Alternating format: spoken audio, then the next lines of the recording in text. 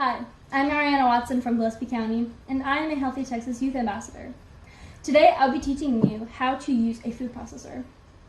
The food processor consists of a container and a blade. The blade may look like this, or it may look like this. This is the safe way to hold it. There's 2 holes, so you don't touch any of the blades. A food processor is a very versatile appliance. It can be used to cut, chop, slice, shred, grate, puree, and liquefy. It's used to prepare foods. Today I'm going to teach you how to chop pecans. So I will put the blade in first, safely, and then I will put a pre-measured 1.5 cups of pecans. I'm careful to not stick my finger or anything into the food processor while it is plugged in, because it is plugged in right now. Another thing to think about is never leave a plugged-in food processor unattended.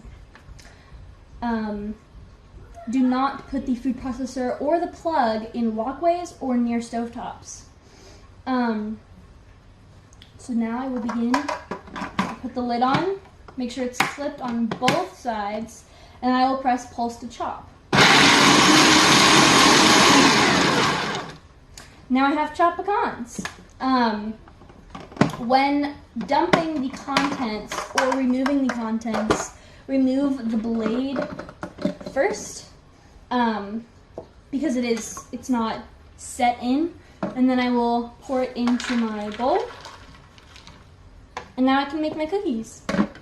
Another thing to think about is to wash the blade, because right now I have nuts in here. Someone may be allergic to nuts. You don't want to cross-contaminate ever.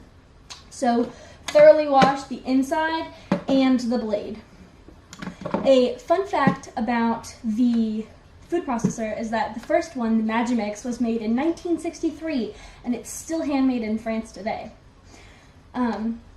One dish you can make in the food processor is pesto. A low-calorie pesto recipe can be found at dinnertonight.tamu.edu. Thank you.